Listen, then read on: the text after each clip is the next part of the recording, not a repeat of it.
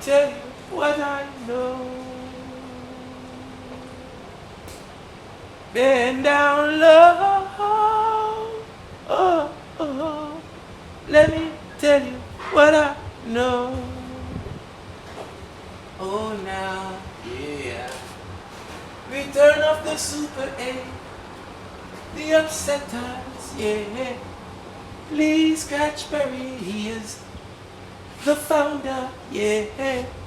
Every music that you know all around. In my demand, we set it in town, bend down low. Let me tell you what I know now. Bend down low, so low. Let me tell you what I know. Yes, I. Alright, people, so Jamaica Uncut, and today we're there with the man himself, the Don Sheldon Shepherd. Upful. From the No-Maddz. Vibing.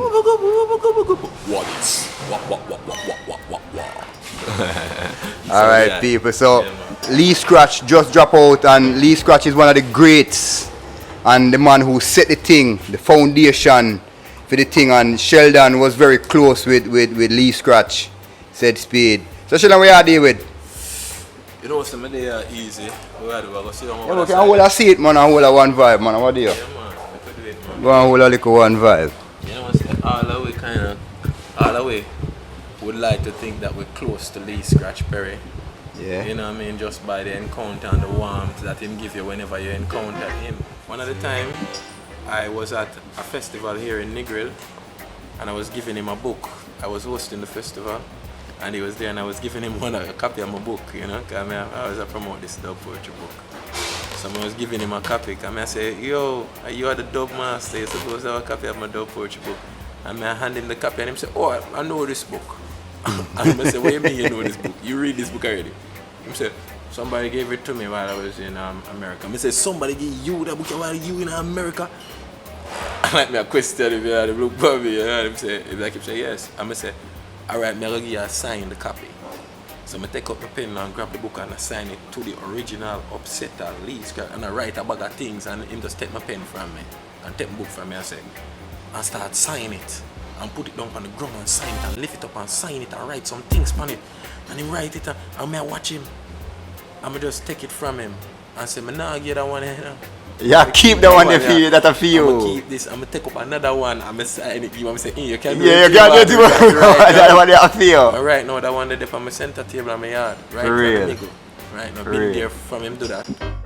So, Sheldon, talk to me about how you got started. When was the first time you realized that you fell in love with the arts, the music, the entertainment? You know, see, my father, Keith Shepherd.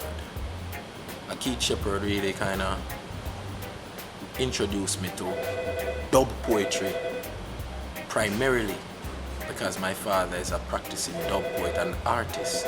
The best dub poet I know is my father. Well, him comes second to Miss Louise Bennett. Right. You know what I mean? So now, Daddy now has a way of dubbing, and he used to do it. We never have running water or electricity when we grew up. I grew up in Franklin Town, Kingston 16.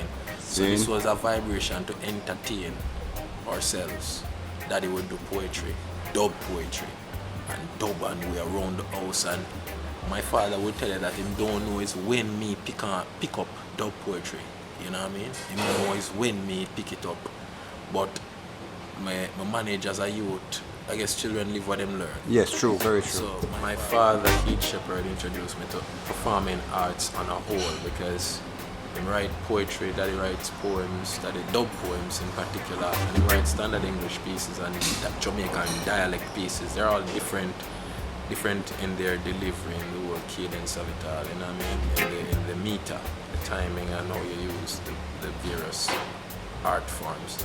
As I grew up seeing my father on stage. Oh, for real? Acting. Yeah, man, Daddy have a play named Son Son, where him write Son Son 1 and Son Son 2, where him write and star and direct.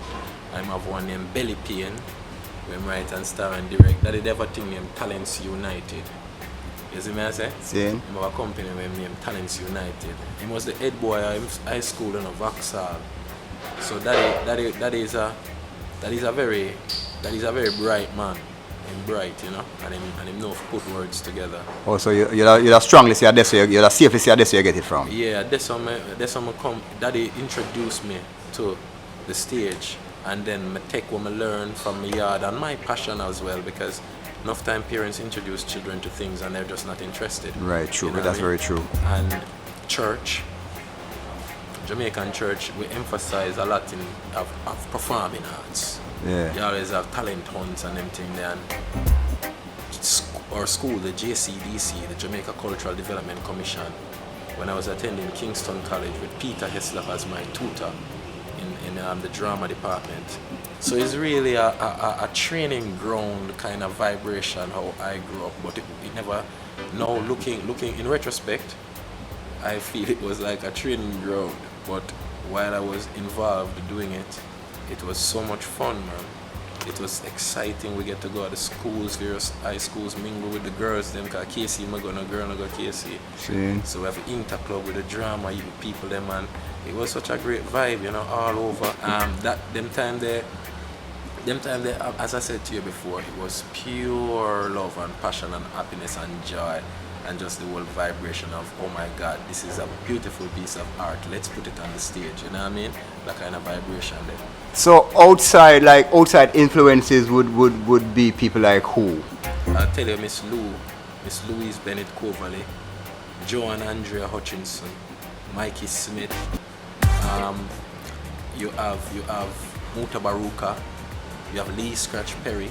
Yeah. But before Lee Scratch Perry, because we never really knew Lee Scratch Perry, because he was not necessarily the one in my time when I was in high school, like the most popular sound. He was before me.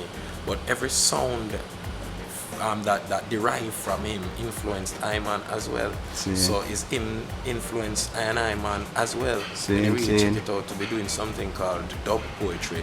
We're talking about Orlando Wang, Oko Onora. We're talking about MutaBarucah. We're talking about growing up seeing Yassos. You know what I mean? That's Yassos Safari. Yassos Safari. Yeah. So all of them things are the things where we see, you know what I mean, as we're coming forward. So things like that is very inspiring. Let's talk about the No-Maddz and how the group came about. You know that the No-Maddz now, the No-Maddz, a very special contribution to our culture and art. You know what I mean? It was deliberate, you know. It was. The beginnings was a deliberate thing, because it never just happened. We decided All right. to do it. So the thing was, Peter Heslop, I mentioned Peter. So when we were attending Kingston College, Peter Heslop told us that the Jamaica Cultural Development Commission, JCDC, wanted to start a new category, dub poetry ensemble, which is like a speaking choir, dub poetry speaking choir. Before them have speaking ensemble, speaking, and you only speak like English, standard English. Right. But now they want to see it as a dub poem. So now, first it was only solo dub poets. So now they're like, you need 7 people and more for this category. Oh, wow. And it's a new category, and we know Kingston College, I was always winning national awards for dub poetry, and everybody else at KC, they were getting gold medal. So we all competed against each other and against other schools, right? Right. But Iman always come victorious in the dub poetry. So, but then everybody else got gold. So we were the fire dub group. So it was just us in the national finals. When it was we were us, and we all got go on and mash it up, and then the next man mash it up, and we help each other with the thing, you know. So it was a beautiful rivalry. If I saw something going on with Everaldo's piece, or him see something with mine, And point it out.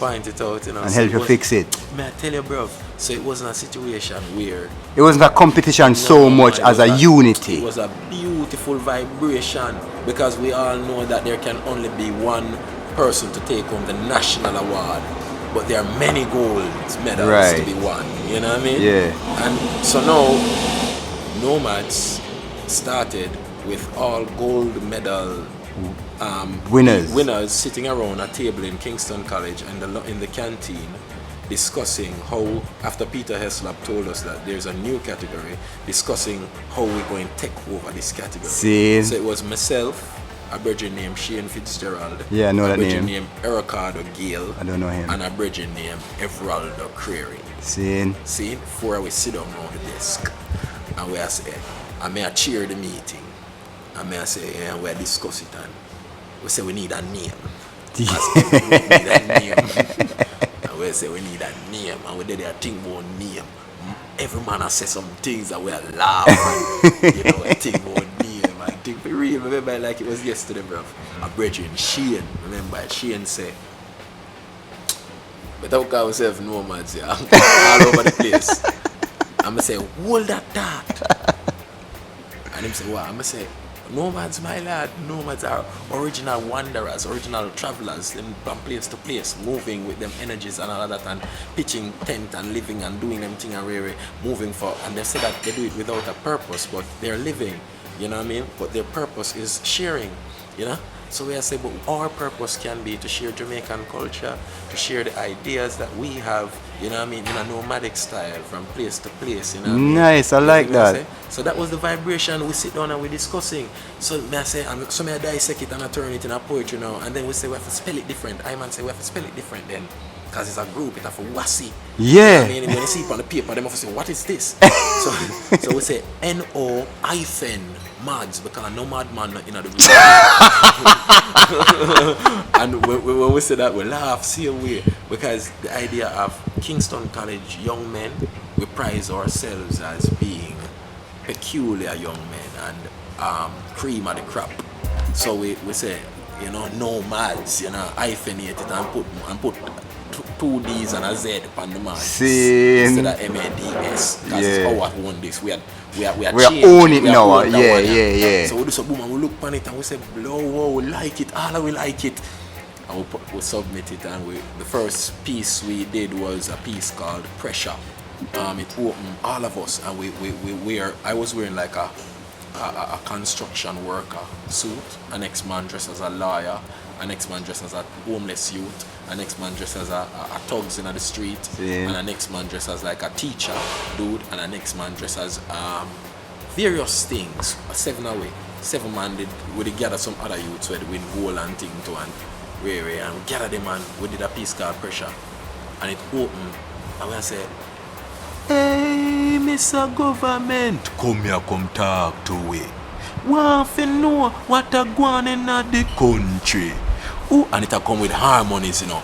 7 different voices just a blur, you know, so you have to who authorize you to lift the subsidy? Now them your hard times when everybody hungry, everything a raise except people's salary. Pressure. A 15-year-old boy is the man, a 16-year-old boy is the man, 14-year-old boy is the man. I sing about lifting subsidies. And what do you even know about subsidies at them time? At them time, for sure you are going. So now we are say, hey, Mr. Government, come here, come talk to me. Want to know what I go on in the country. Who authorized you to lift the subsidy in them hard times when everybody hungry, everything I raise except people's salary. Pressure, adjust the pressure. Ban your belly, mommy, pray to God, daddy. A man I work for weeks and can't make a nanny. Them see I know the plight and still I give a fight. Mr. Babylon boy, get out of sight. Give them the rope and them strangle with hope in them cloak of evilness, and under the stress we have to bound the cess. We try our best to do righteousness, so Mr. Babylon boy. Get out of sight. Adjust the pressure. But take a good look in a society. Poor people not have no priority. Government thief the money we forgot towards charity, cause them want riches and popularity. Abusing poor people, that is them regularity. Want liberation, we want solidarity. Extermination of the inferiority. Accommodation of the superiority. A data go on and adjust the pressure. Yeah man, the pressure. Yo. A youths, 15-year-old that I come from KC festival. When we won that year, we won with 100% in both rounds, regional and national finals. That never done yet in the history of the festival and never to be repeated. Wow. And that did go on. So it was a magical thing, man. And each man did come with them own verse. You know what I mean? See. So each man come Also, each man wrote their own verse. Each man write them own vibration. And just drop it in. And just come in and so boom, and then the chorus was adjust the pressure. Yeah man, adjust the pressure. Yeah man, adjust the pressure. Yeah man, adjust the pressure.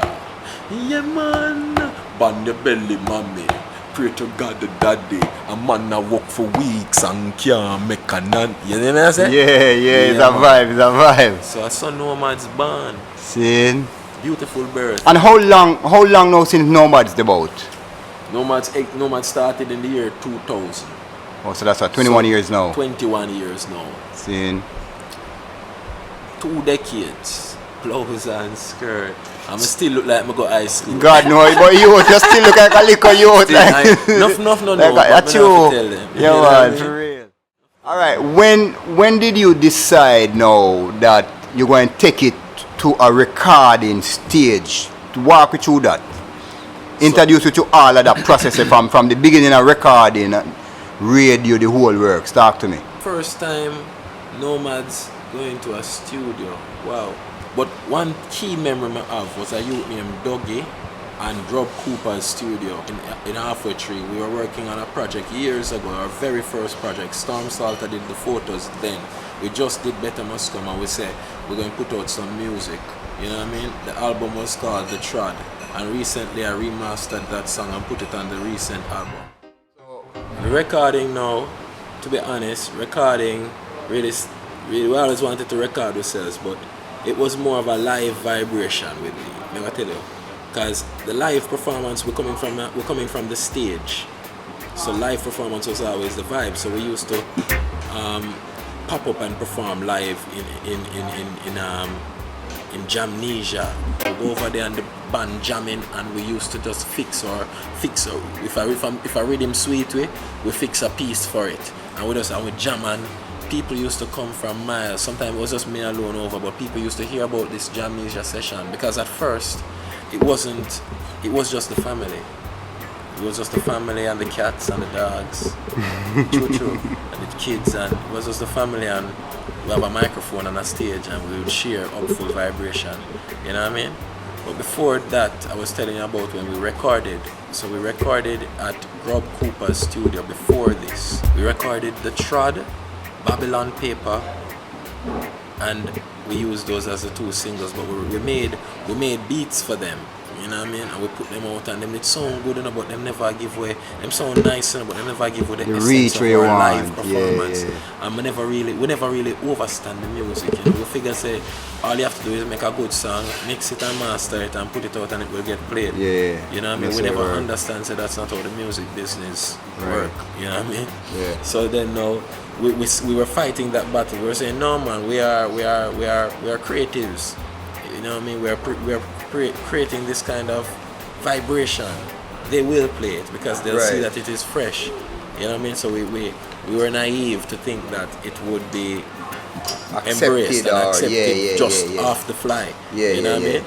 So then we did that, and that never to work out. People tell us that, you know, for the best, you have to try record yourself live, man. So we did a live recording, a live album, same The Trod. But we did everything. We rehearsed for like months with our live band. We got a live band and we rehearsed for like months and prepared this material.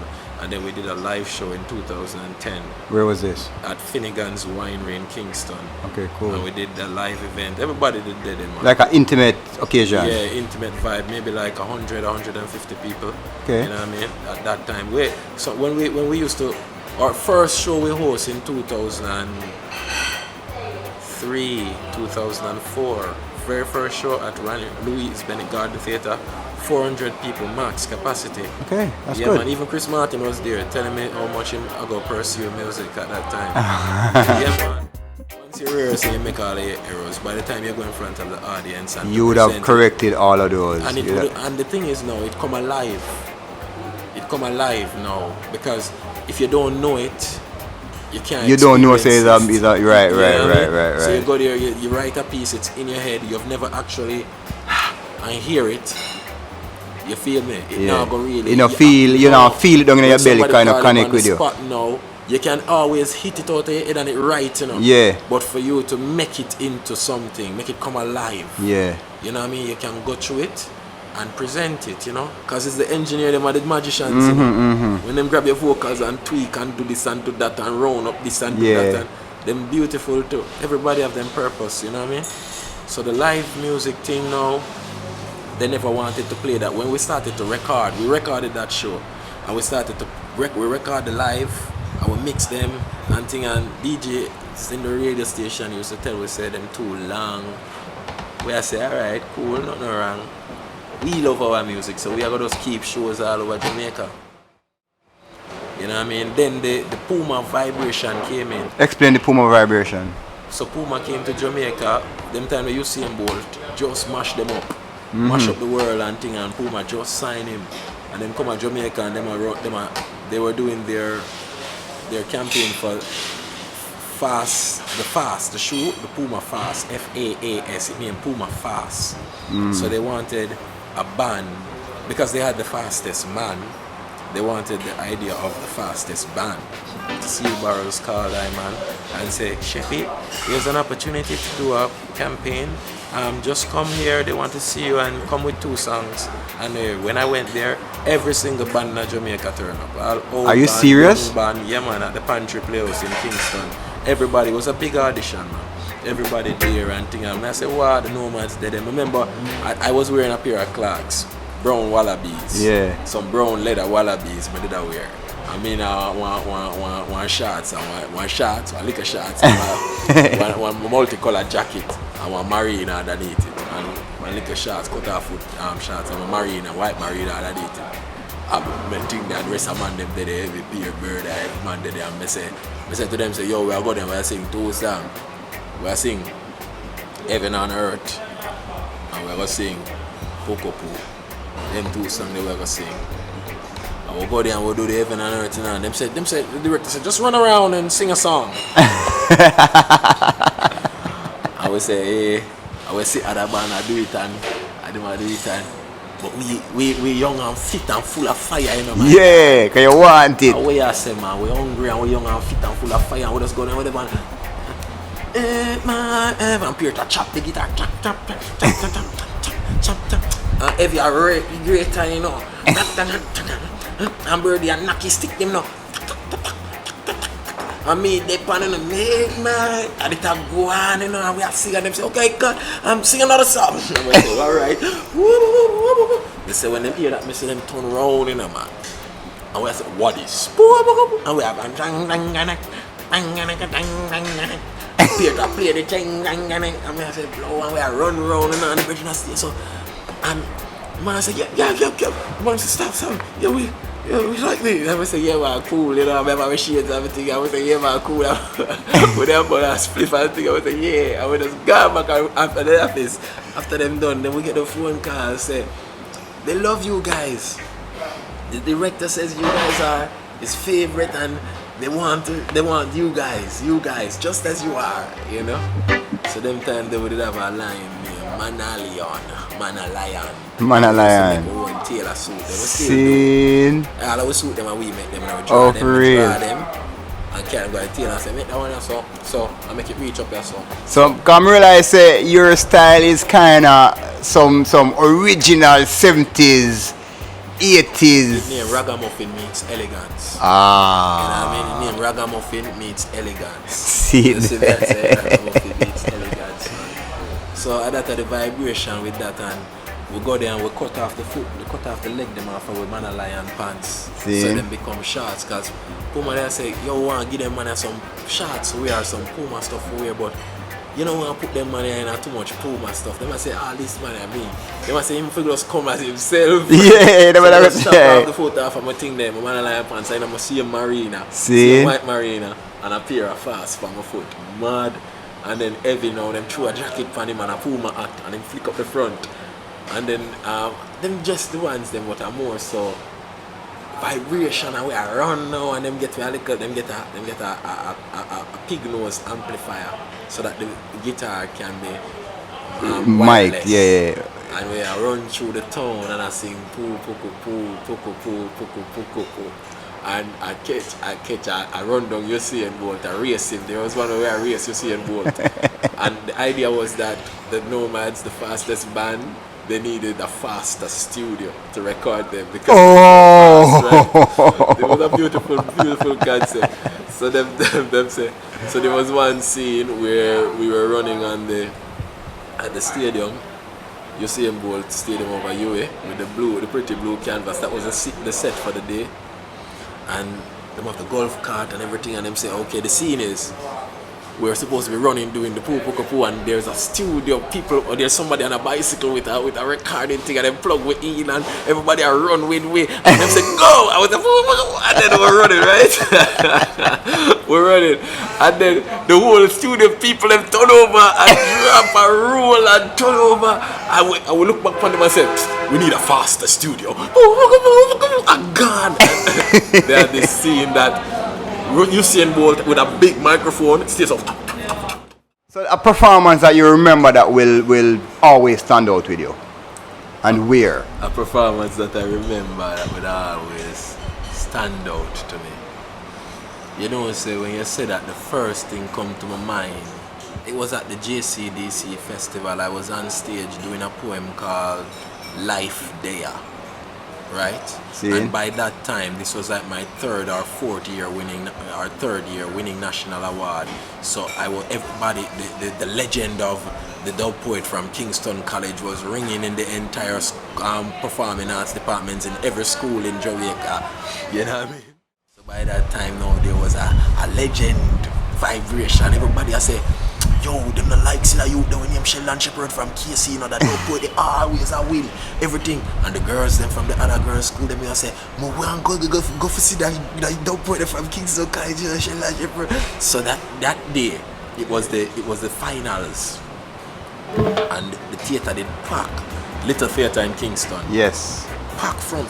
Be a school girl pick me there front of the seat then, my lad. And I look out there and I say, wow, it looks scary. Everybody stays so. And you have the ones that are looking away, you're comfortable them stay so. And the ones who are going and them stay so, I pray. And the girl them stay so. I wait. I will stay so. I will say, alright. And them say, class 5 dub poetry, Life There, Sheldon Shepherd. I'm a drummer start. Boom, boom, boom. I'm a drummer, I kick it and I ring out, you know. I'm a go on and I do the poem, I say, life there, but it no, there for me. Me a wear one shot from me was 3, and if you're looking for shoes, only my toes you see. Life there, but it no, there for me. Bam. I say, hey, the place and the play, cause I'm serious, they all come different, you know, cause most years I come with funny pieces, you know, and pieces that mash them up and make them laugh. That year I'm just clap them. Reality. I come out and I want tear up blouse and skirt, khaki pants. I want tear up tight shirt. We look like me have it from my baby because I say I wear one shirt from me was 3. So them can't fit. It can't fit and the button them tight. Button them a stretch through the thing in my lad. And the character was set. So them see the character and them I feel it. And them in it, there's a line in it now. What I say, by now you must realize that I am poor. One heap of nights me have to sleep out that door. Me say, oh my lord, I can't take it no more. Feel for drown off myself down at the sea for sure. Suicide was my only choice, but when me think twice, maybe tomorrow life. You know what I mean? Yo. So then when me say the line, I plan it with Peter Estep and the rest of the man. I say when I say the line, by now you must realize that I am poor.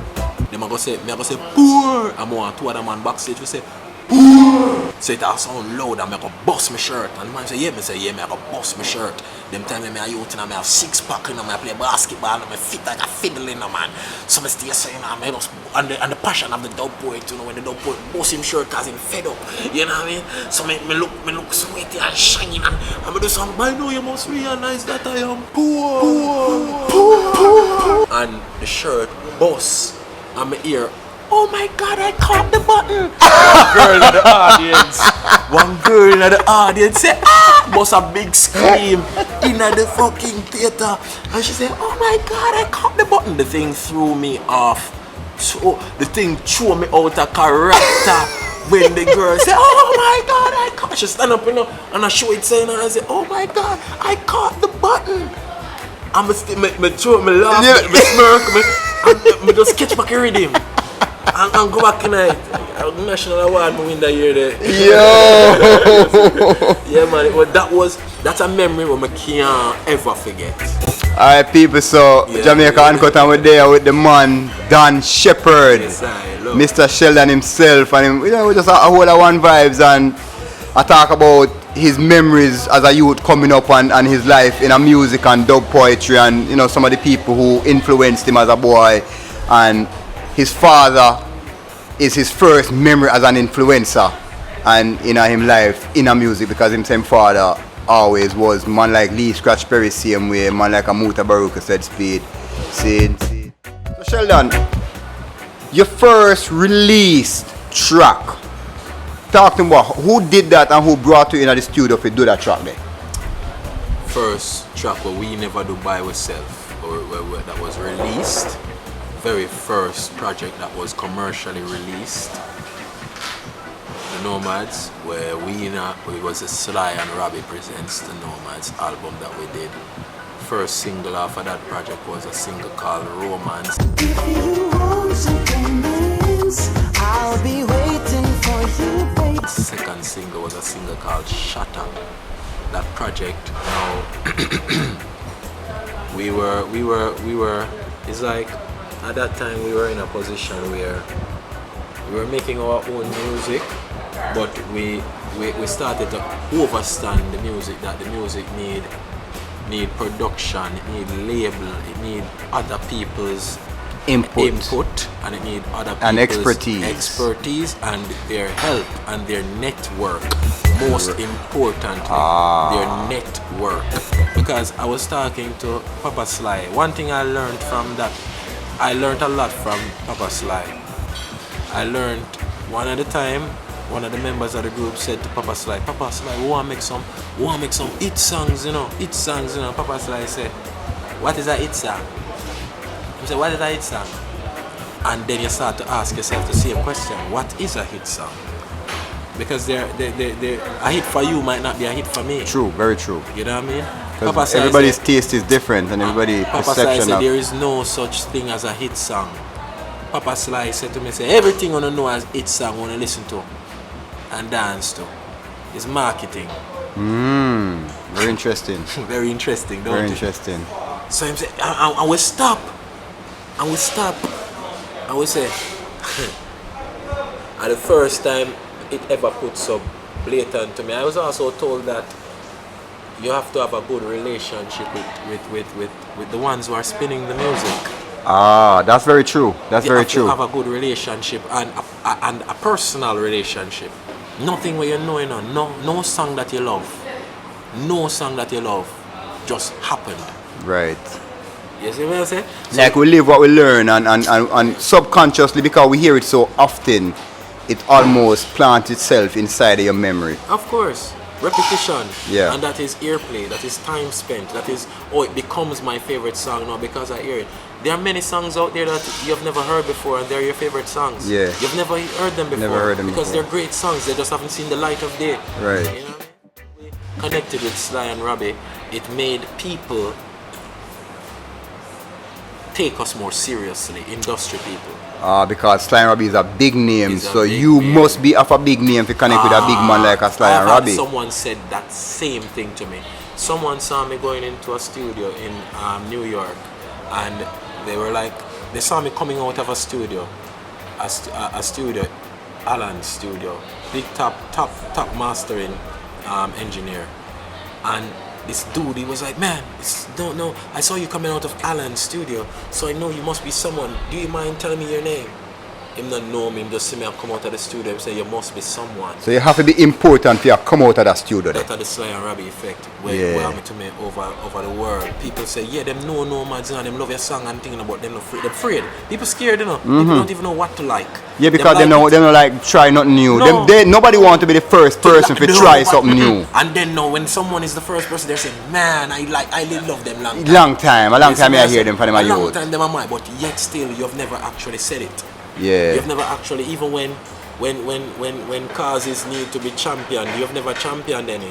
Right. You know what I mean? So how can no? That's why you have the thing where people are sometimes wagonists, but they're not really wagonists. They're not wagonists. They were just scared. afraid then. They were just scared. They were just afraid. Them they like it then, but them never want to say them. They shy or nobody afraid. knows, say them alone like them madman. True. Real talk. Real talk. Enough time. People say, yo, me love you, but you're mad enough. I'm going to say, give thanks, you know what I mean? How you define mad? How a man define mad? Him just feel like you're not cooperating with the regular situation. Yeah, so I saw me see mad too. You must be mad not to be doing what everybody else is what doing. society say you're supposed you know to do. I You saw me must see be- mad too. You must be mad Yeah. to be drinking the water out of the gutter or out of the river. Right. You must be mad. How come you don't have the government putting the chlorine in the water for you to drink it? Don't they tell you that the chlorine is good for you and it will Yeah. kill all the bacteria in the water? You must be mad. How can you just pick up some water out of the river and just drink it like that? You must be mad. How can you find a bush and roll it between papers and light it and puff it? You must be mad. You know what I mean? You know, must, so that sound like a poem in the Sheldon. That sound like a poem I'm making up. Don't it? You must be mad. You must be mad. Hey, you see that? Yeah, and I know, man. Yeah, right. But that's the vibration with music. So I'm a big up Papa Sly. And we went to Papa Sly pretty much. O'Neill went to Papa Sly. And Papa Sly told us that him always see us on television and him always say, yo, but them man they not go to you or call you. You have to audition for them man there. Oh, for real? Even Even though you've been around for a while? them man they have to know so you have your shit together. The new song we going to release with Papa Sly House to Living right now. Skylark will tell me the day after me driver come, him give me a CD, a new album, I put it in and I play it. And the vibe, it's an instrumental project. And the vibe a clap. And I say, what the vibe a clappy man? And then I hear one of the rhythm them and I say, blow out the rhythm of Santa Barbara. I say, blow out the rhythm of Maddie. I'm going to put House to Living upon it. I'm going to catch up my phone on the gear stick and record it. And send it to Papa Sly on WhatsApp. Papa Sly see it and when I reach at the hotel and call me and say chat for over an hour. And I will chat about music and I talk about how much him love it and how much him share it with people and things. And I say, you have to come record it. I saw them man they work too. Oh, for real? Them man they know.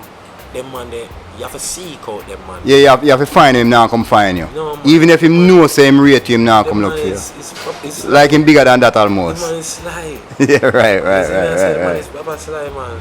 Music is a business. Sometimes I would say primarily. It is a business primarily. When we are building No-Maddz, we never think about the money, Right. bro. We never think about the money. And when you become adults and you start looking and you start seeing and you start saying, oh, money. Yeah. You know what I mean? Yeah. When you build something, that's why it's good. That's why it's good for be youthful. Yeah. Because youth now have no care. Youth will jump off of the cliff even though him know him can't swim. Youth now have no care and then he will drop in there and survive it. I'm gonna learn to swim. Yeah. learn. Yeah. You see what I'm saying? Adult want to go to a swim classes. Yeah. Take the Adult have steps. more fear because you're taught Man, fear. and you're taught fear and you have ties Yes. to the flesh and the physical and the Yes. material because you have experienced loss. Yes. You know what I mean? You've experienced it. So you children now don't experience it. All them have is what in front of them right now and the joy of the beauty and the bliss of that exuberance. You feel me? Yeah. That's all them have in front of them right now. So be a child. Never lose your boyish nature. That's one of my things, you know. Brian George said that to me. Brian George, Supreme Ventures, Yeah. who passed. Art is not, it can be the most profitable thing, but it is not always the most reliable thing True. for profit. True. You know what I mean? So him know that, and him used to quiz me and ask me things, right? And him asked me, so Sheldon, what do you see? What do you see for yourself? What do you see about? What are you doing with all this poems and poetry? And who tell him for go ask me that? I tell him everything. Listen, when me done, him say, wow. Him say, what it is, Sheldon, is that you have cast a mighty big net. And then I just my shoulder kind of drop. And I say, bro, when I try, I set my heart too high. You see me? Yeah. I say, what that man I try, say. I mean, I'll listen to him. He say, what it is that you've cast a mighty big net. The thing about it is, you've cast a mighty big net, so you're going to need help to pull it in. One thing, Sheldon. Another thing, Sheldon.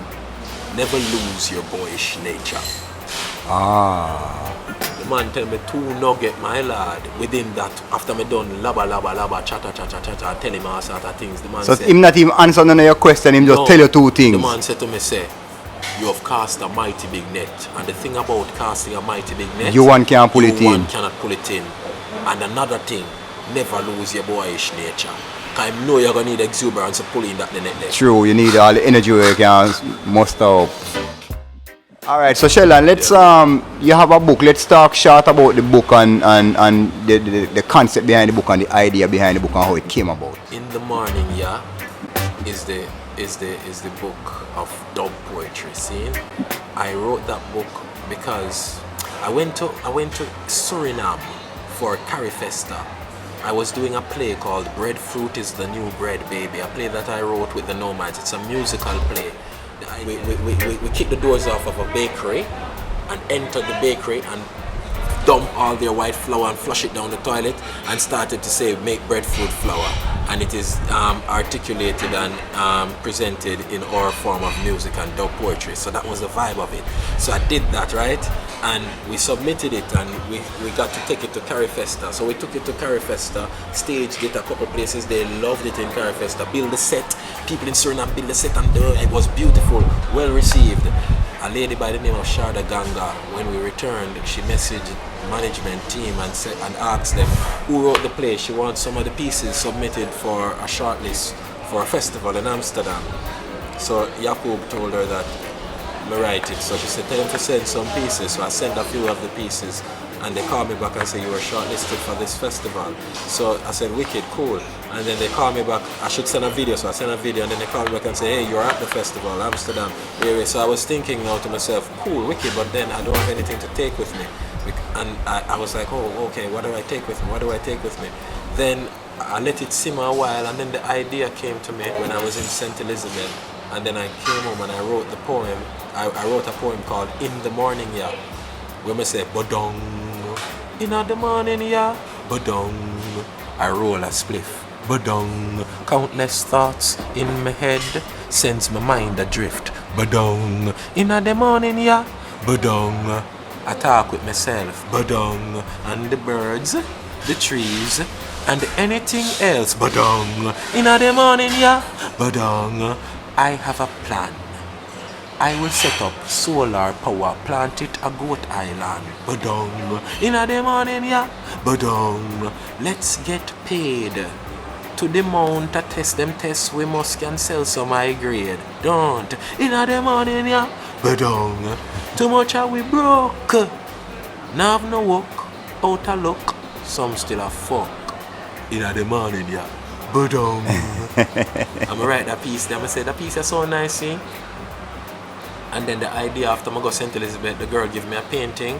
I'm gonna see it. I'm gonna say, blow, this could be the cover. And then I say, blow, this is like in the morning. And then I say, match it out. And then I say, blow, I'm gonna do a book and carry it go Amsterdam. Nice. I saw that book they come about. People, so the man Sheldon the Dan Shepherd from the No-Maddz. No madman. None. Yeah, but we're mad. See it. Yeah, man. So it was a beautiful vibe, people, and you know, just a nice little trip down memory lane and talking about man like Lee Scratch and them Monday, you know, Jimmy Cliff and them Monday. The Monday we help for farm and set it. You know, Bob and them Monday, you can't disrespect them Monday the same way. Deep Bob Brown. Marley, study Bob, you know? Yeah. Bob Marley. Alright, the thing with Bob Marley and me, you know. Me love Bob Marley, you know, and I don't like say it because I know everybody love Bob Marley. Yes. You feel me? So I know say Bob Marley was a gift to us all and is a gift to us. Not even was. Bob Marley is a gift to us all. All of we love Bob Marley. Sometimes individually, I know that some people feel like they love Bob Marley more than anybody else. Yeah. Because you feel him. Yeah. You feel like truth, you know what I mean? And enough time, my mother would tell you that when I was growing up, I tell her, I say, I didn't want my father to be Bob Marley. True. My mother would tell you that. One time when she tell me that, I said, I don't remember telling you music. I don't remember that. She said, yeah, they decline. I said, Sheldon, give thanks. big up yourself, my brother. Yes, man. It's, you know, a joy. And thanks for sharing your story. Yeah, man. Yeah, man. See it there. Piece of the story. The piece of the story. Piece of the story. Hopeful. Blessed love, my brother. Jamaica Uncut there with Sheldon. As always, we find interesting Jamaicans that do interesting things. So, we always are going to bring it to you. Jamaica Uncut, cut out.